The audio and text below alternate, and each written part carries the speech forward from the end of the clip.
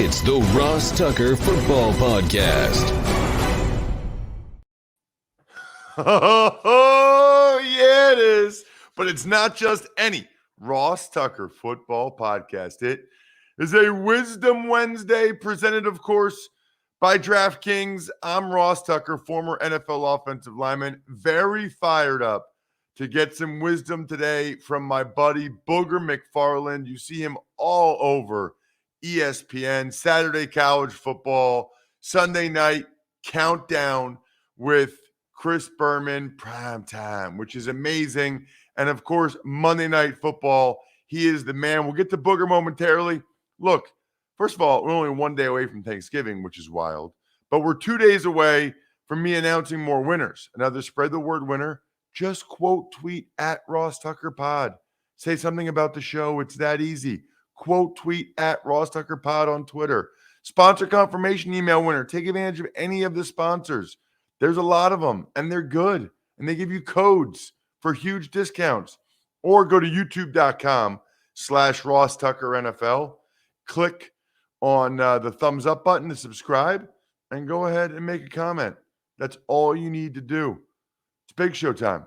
The Big Show. All right, so those of you that have been listening to the show for years, you know Booger and I are boys. Used to do radio together. Big fan of his. Won a couple Super Bowl rings with the Bucks as well as the Colts. Was an awesome, actually underrated football player. At times got overshadowed by Warren Sapp. Guess what? Warren Sapp was in the position where you got to just go up the field all the time. Booger was not the Booger had to play the nose. It's a lot different. Anyway, those are things that people like Booger and I know and can appreciate. He's all over television now, including Monday night. He was in Mexico City. And it's funny watching your Boog on in the Mexico City game. I just had a lot of questions. One is one of the comments you made, but also just being in Mexico City. I've done a couple of the UK games. I really want to go to Germany, really want to go to Mexico City. I'm just curious, what was the environment like down there? Thanks for having me, Ross. Yeah, man, it was unreal. You know, it's amazing how those fans come out for that game. And having San Francisco and Arizona there was outstanding. It was just a great environment. And I think the NFL is trying to grow the game, obviously. They've done the London thing for a long time. They added Germany to the list. Because of COVID, we hadn't gone to Mexico in a couple of years. Now to get Mexico back, it was absolutely outstanding. And also, Ross, you would love this. After the game, I was able to find a nice establishment and get some authentic Mexican food. And here's what I mean by authentic. No one in the restaurant spoke English. So therefore, we had to piece together our Spanish and Mexican language to try to order food. And the food was just as you would expect, outstanding. I love it. That's awesome. Speaking of outstanding, Booger, the Niners obviously looked really good. However, I think it's interesting. Ever since that game and during that game, every single tweet was, look out, here come the Niners, watch out, it's Niners time. And I just thought, wait a minute, like, first of all, the Cardinals aren't very good and they're not playing very well and they're kind of laying down here at the end of the game. But also, didn't the Cowboys just murder the Vikings in Minnesota on Sunday? So I guess my question is, since you saw them up close, are the Niners really that good? I think the Niners are really, really good, Ross. As a matter of fact, I was talking to a couple of defensive coordinators from around the league, and the one team that really scares them is the 49ers. And it's not because of Jimmy Garoppolo. It's because of the entire sum of their pieces. When you add Christian McCaffrey, who is a jack of all trades, to go with Ayuk, to go with Deebo Samuels, and it's all being kind of ran behind Trent Williams, the best left tackle I think we've seen since I don't know when. I'll leave that to you to answer that. And now Kyle Shanahan has so many weapons. And oh, by the way, Ross, I haven't gotten to a defense that at any moment could be the best in football. Right now, I think it's top 5 easily, but it could be the best in football. So I think the combination of all of that, when you put it together, when they play their best, and obviously we're talking about these teams for what they are when they play their best, because we've all seen them lay an egg. Like we saw Dallas just a couple of weeks ago blow a 14-point lead in Green Bay. So I think we're all looking at these teams. If they play their best, who are they? I think the 49ers are tough to deal with because of the team aspect. I think the Cowboys are tough to deal with when they got Zeke and Pollard going, and that defense gets a 10-point lead, and that pass rush can get to going. You look at Philadelphia when they play their best. And so I think we look at all these teams. Who are they when they play their best? And I think the 49ers are right up there with the elite in the NFC when they play their best. So you talked about something on Monday Night Countdown that I thought was really interesting on a lot of different levels. And it had to do with Zach Wilson. And I know it got a decent amount of attention, and Steve Young and you were talking about it, and it has to do with Zach Wilson. But in particular, you brought up his background, which I thought was really interesting. Let me start with this. What exactly did you say, and what did you mean? And then we'll go from there. Well, Ross, what I said was his background, and just to sum it up, and that way everyone can understand it. Zach Wilson grew up well off with a silver spoon in his mouth, and he's part of this younger generation who I think really doesn't know how to accept accountability, and it reeks of it when he steps to the podium. Like everyone looked at the word no, he said no instead of accepting accountability. I don't just look at the no. I try to go deeper. Why did he say no? Did he say no because he thought he played well? Like Zach seems like a smart kid. I don't think he said no because he thought he played really well. I think he said no just because he's one of those kids in my eyes that grew up with the silver spoon. He seems entitled. He's like, nothing is my fault. Even when I mess up, it's still not my fault. And that bothers me, man, because that's that younger generation, And I'm not trying to sound like the old man on the lawn. I'll be 45 years old in about a month. Zach Wilson's 22, 23. So I've doubled his age. And so this younger generation, and I've seen it before, has a hard time just dealing with and learning some of the core values that I've learned, that you've learned, which is really simple. Hey, when you screw up, say it. And to me, that reeks not of just who he is now, but how he was raised and where he came from. Yeah, so I've got so many questions as a result of that, because I think that this is a really interesting topic. Question one would be, how do you know about Zach Wilson's background? Like, how do you know how he grew up, or that he grew up with a silver spoon? Just doing a little research, Ross. I covered the NFL draft. I've been covering the draft for ESPN for a few years. And when you cover the draft and you got to do some research and find out about these kids, where they come from. Now, obviously, I wasn't with the guy when he was raised in 4 or 5 years old. But Ross, you do a little research and you understand how the guy grew up, and you get a good idea, just like you do of any prospect, when you do some research and understand where the guys come from, a little bit about their background. Now, do you have intimate details as far as the day-to-day? Obviously not.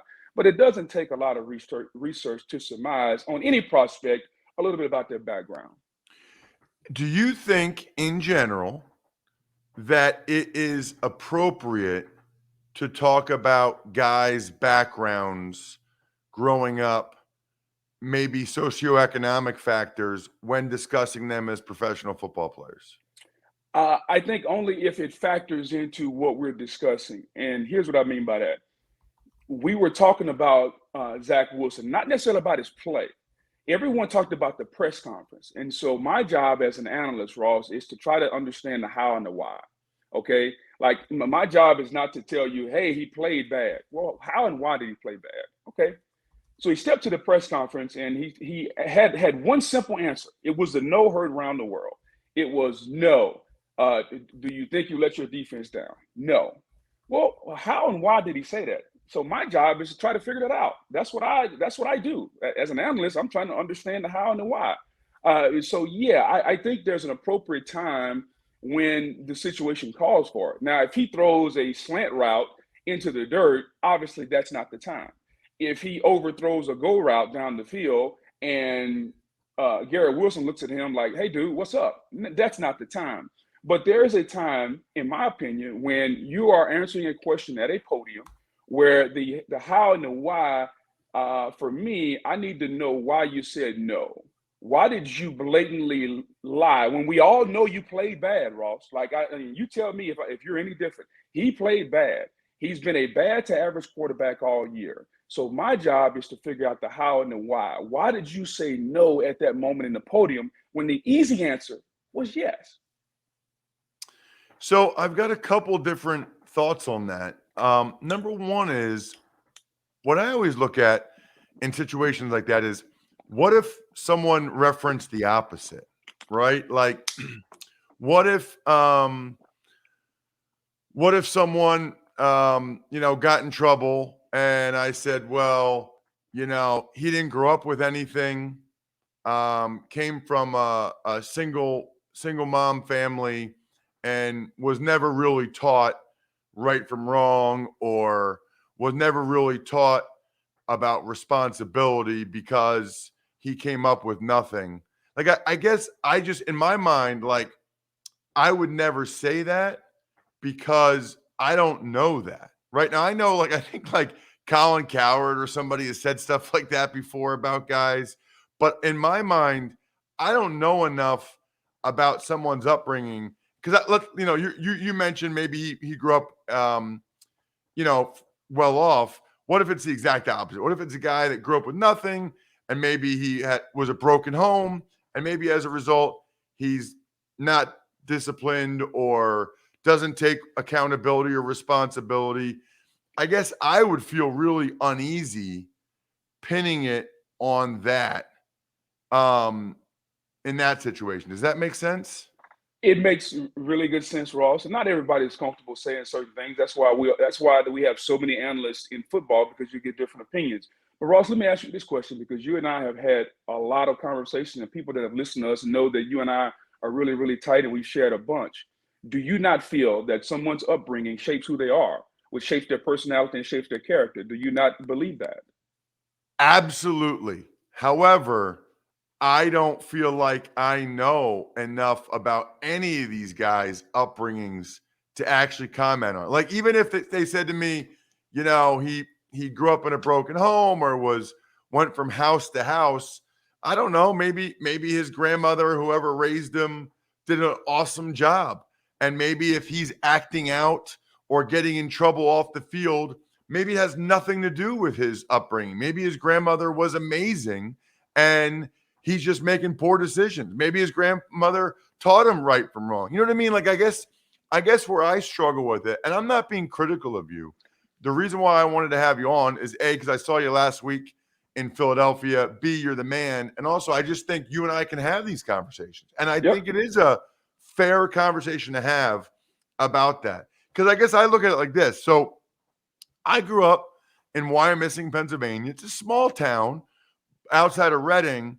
But also, like, it's probably like if you're a doctor or a lawyer in Reading, Pennsylvania, an hour west of Philly, you probably live in Wyomissing, right? So Yeah. I know a lot of kids that, had money growing up. And I guess what I would say is maybe a bunch of them were like spoiled rotten and, sort of like what you're talking about. Right. But a bunch of them, Booger, their parents were on them, man. You know what I mean? Like, their parents made it very clear the only reason why we have this house is because I got really good grades in high school, really good grades in college, went to med school or whatever, law school. I'm just making it up, right? Like, boom, boom, boom. And as a result, a lot of the kids that I know, like buddies of mine that ended up playing college football or whatever, they very much take responsibility and accountability, right? Like one of my best friends, dad was a very successful lawyer. He was an awesome wrestler. So were his brothers. Then they all played college football. And like, they would be the first people to take accountability and responsibility for anything because that's how they were raised, even though they had nice cars and a big house on the corner on the fancy street. You know what I mean? So I guess I struggle with attaching a behavior to a socioeconomic background because in my experience, it can really vary, really vary. Well, Ross, I do respect that, and I think you make a good point. It's a excuse me, it's something that's probably not easy to do as far as just pinpointing. But again, That's my opinion. That's what I look at. When the kid stepped to the podium and he played terrible, and it's not the first time a Bill Belichick defense has made a kid look bad. I get that. But when you look at the totality of what he's done and this team being a Super Bowl caliber type defense, because they're really good, I'm trying to figure out how and why. Because the kid's smart. The kid went to BYU. The kid is smart. He got drafted with 2 overall. So, the kid's not dumb. He's not dumb at all whatsoever. So why? So, Ross, if you're telling me, and again, you and I can have this conversation, why did he say no then, Ross? He knows. Yeah, so I talked about this a lot. He knows he played bad. Well, you know what I think it is? I think he's insecure. I don't think it's like a silver spoon thing. I think he's insecure. I think he lacks confidence because in my experience, I feel like most people that are really confident admit when they mess up and take accountability and responsibility.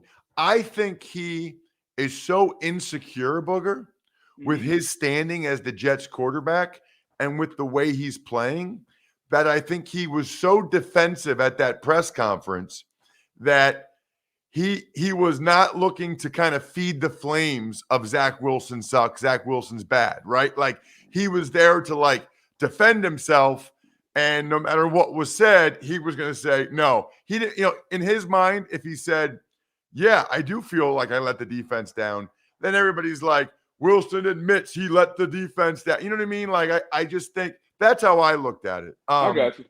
But couple different more questions on that, actually. Forget the background stuff. That was a question I was curious about. Forget all that. What about if you were a guy on Jets defense? What are you thinking right now about how Zach Wilson answered that question? Well, I have a problem with it, Ross, and I have intimate experience in this situation. I've been on a dominant defense with the Bucs, with the quarterback on offense that wasn't playing well. And people often ask how we were able to coexist. And we used to call it buck ball. I'll give you a prime example. The first game of my career, Ross, at home in Tampa, we played the New York Giants. The defense gives up 4 first downs, 108 yards total offense. Now, you're probably thinking we win 38-0, right? We lost 17-13, Ross. Trent Dilfer had a fumble return for a touchdown. He threw a pick six. He had another turnover in our end of the field. They kicked the field goal. So we lose 17-13. And we gave up 4 first downs, Ross. And, we knew that Trent struggled. We knew that the offense struggled. But everything about that team, the offense took responsibility. They showed up to work early. They were out doing walkthroughs. Trent was a guy who was very diligent in his preparation. Like there was no sense of, hey, we suck and we know it and we're just not going to do anything about it. So I'm okay as long as you're busting your ass, man, and giving your best. Sometimes we don't play well, okay? On this team, when the quarterback says no and takes no accountability, I got a problem with that, dude, because you're a grown man now in this league. Even though you're a young grown man, you're a grown man. Take some responsibility, do your job. This is a grown man's league, all right? 52 other guys are doing their job, showing up to work, and we're trying our best. And you're the quarterback who is holding us back. So I would have a problem with that, Ross, because he is the problem. And when the problem doesn't acknowledge that they're the problem and continues to look as if I'm not the issue, then I got a problem with that. And not only in your actions, but your words. And sometimes your words are more powerful than your actions. So yeah, if I'm Quinnen Williams, who deserves to be in the MVP conversation, not at the top, but he deserves to be in there because that's how good he's been, I got a problem with that. If I'm CJ Mosley, I got a problem with that, man, because we're playing too good of football for the quarterback to walk around as if he's not the issue. And also not just to walk around, but to say it, Ross, because he said no. So, yeah, I got an issue. So last question. We'll probably find out later today, but what would you do if you were Robert Saleh at the quarterback position for the Jets this week? He'd start. Zach Wilson would start? Yes. And here's why. Okay. And this is going to sound kind of GM-ish, Ross, but they drafted him number 2 overall. All right. As bad as he's played, they still have to see this through, because the job that Robert Saleh has right now and Joe Douglas is this: we're trying to win games, and our defense is ready to win, but we're also trying to develop a young quarterback. You cannot put one to the side for the other. It's kind of like, Ross, you have two kids, and I know you have two beautiful girls. It's like, I got two kids. You can't stop raising one just because the other one's struggling, right? If one is struggling in a certain area, you have to continue to nurture both of them. So he has to nurture the quarterback, and he's got to continue to nurture the team. And you say, man, that's tough. Well, guess what? That's why he's making $5-6 million bucks, whatever the number is. So yeah, I'd start Zach Wilson. Now there are things that I would do behind the scenes. Like, he would have to get in front of the team, close the door, and we need to have a conversation with us. And I think, Ross, that can change a lot of things, but he's got to fall on the sword. And I don't know if he's done that. That's between the head coach and the team. But ultimately, as a defender, as a team, hell, even as an offensive lineman, Ross, would you have been okay with him saying that? Like, would you have been okay knowing that the quarterback didn't play bad, but he said that? No. The hell with the defensive guy. As a starting offensive lineman, how would you have felt? No, I wouldn't have liked it. I mean, nobody would have liked it. He said the wrong thing. It was stupid. That's it's like, saying. I don't know if he didn't have media training or he just didn't. I don't know. I think he's insecure, which, by the way, I think he's insecure and lacking confidence, which is actually a much bigger issue than what he said. You can't really hard to have success in the NFL if you're insecure and lacking confidence. Booger, you're neither of those things. Check him out on social at ESPN Booger. You are the man. Thanks so much, buddy. Really appreciate the conversation. Also, really appreciate First Leaf. Have you guys heard of First Leaf? With First Leaf, you rate each wine you receive with a simple thumbs up or a thumbs down. Then their experts send you personalized selections with new and exciting bottles in every box. They have like 96% accuracy. As your tastes evolve, so will the wines you receive. I know a lot of people that are into wines and trying different wines. My wife loved when we got our first shipment from First Leaf. If you're not completely satisfied with a bottle, they'll just credit you for another. That's wine made simple. Sign up today and you'll get your first 6 bottles for $39.95 plus free shipping. Go to tryfirstleaf.com/Tucker. That's tryfirstleaf.com/Tucker to get your first 6 bottles for $39.95 plus free shipping. Tryfirstleaf.com/Tucker. Tuck's Takes. All right, Ross. Let's start with the Panthers starting Sam Darnold, quarterback. Well, so this is the first take of the day for a reason, and this is presented by Labatt Blue Light, the pristine Canadian Pilsner. Share a Labatt with friends this football season. If you're starting your third quarterback in a season, by choice, your season's not going very well. I mean, if you are purposefully starting a third different quarterback, probably not a real good sign. I don't know what they're going to learn from Sam Darnold that they don't already know. I feel like Sam Darnold has already had his chances. I'd personally rather see PJ Walker for the rest of the year whenever PJ's healthy and ready to go. I feel like the team's kind of rallied around him. But I don't know. If you're Steve Wilkes, you certainly can't go back to Baker Mayfield. You gave him a shot. That was horrific in Baltimore. And so, Steve Wilkes, this is the last bullet in his gun, to use an expression, and he's going to use it. He's going to see what Sam Darnold can do. Maybe Sam Darnold gives him a spark for the rest of the year. Maybe Sam Darnold plays some of the best football in his career. I highly doubt it, but it's possible. Tuck's Takes. Lions wide receiver Jameson Williams and Commanders defensive end Chase Young are both designated for return this week. By the way, speaking of Labatt Blue Light, your boy's kind of having a meet and greet tonight, Jack, around like 6:30 Central at the Hop Sting Brewery. I think it's in Grapevine, Texas. I'll be there. Big Duke Manyweather from O-Line Masterminds will be there. So if you're in the DFW area and you want to meet your boy, you got your shot. I'll be there 6:30. Let's have some beers and some daddy sodas, some food. It'll be awesome. Yeah, it's exciting when you see some good players like this being designated for return. I don't know that Jamison Williams will play on Thanksgiving, but it's kind of interesting to think about the Lions offense with Jamison Williams in it. I mean, they've already been pretty frisky this year, and then you add Jamison Williams. That's kind of exciting. And then the D-line for the Commanders has been really good, and add Chase Young to it.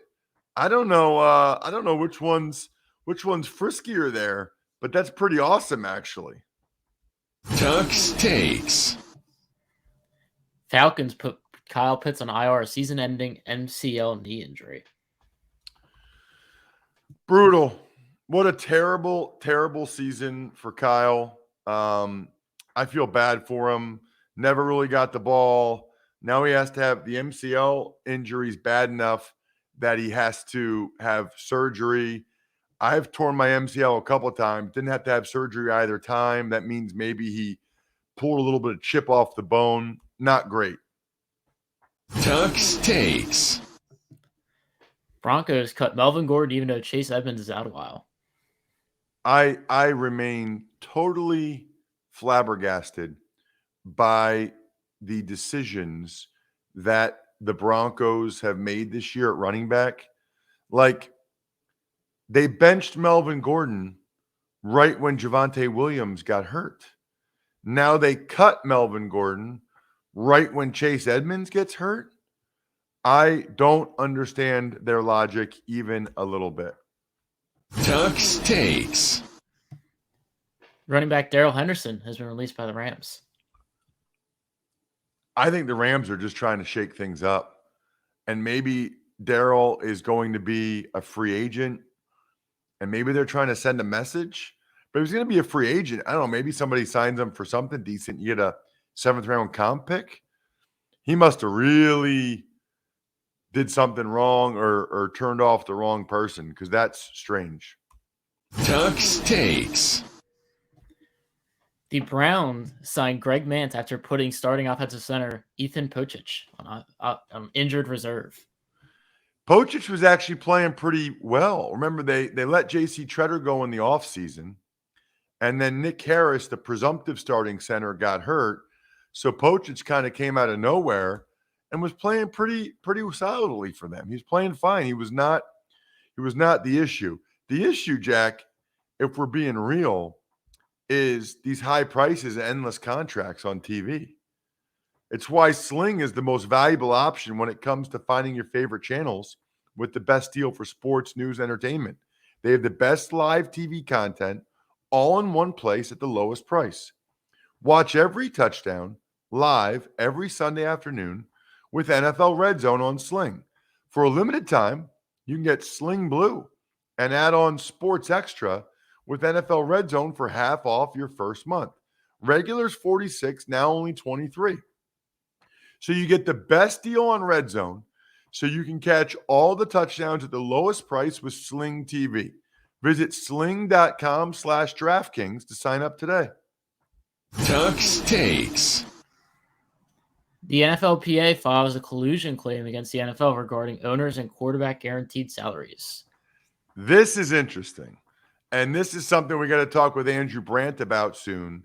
And certainly make sure you're subscribing and listening to the Business of Sports podcast.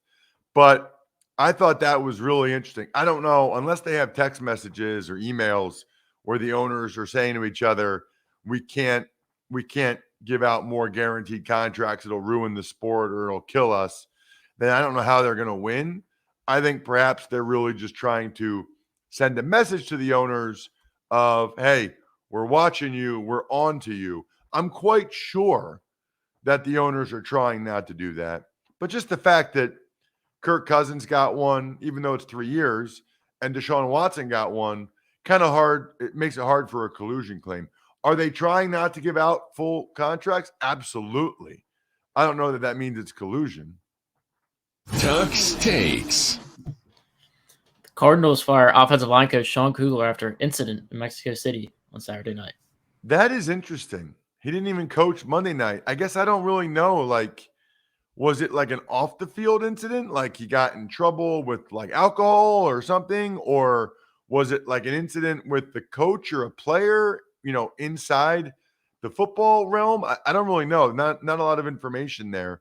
However, shout out to our order for Pizza Boy Brewing, Sporticulture, HumanHeadNYC.com, SteakhouseSports.com, Go-Bengals.com, Evergreen Economics, Vision Comics with an X, BackOfficeSchedule.com. Two things I'd like. I'd like if you live in the DFW area, if you came to Hop Sting tonight, it'd be great to see you.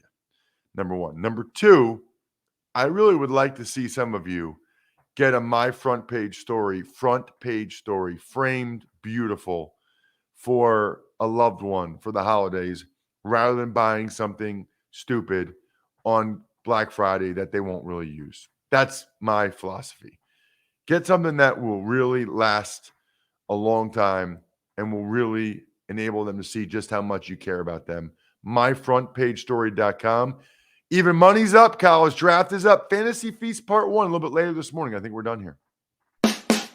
Thanks for listening to the Ross Tucker Football Podcast. Make sure to also subscribe to the Fantasy Feast, Even Money, Business of Sports, and College Draft. All available at Apple Podcasts, RossTucker.com, or wherever podcasts can be found.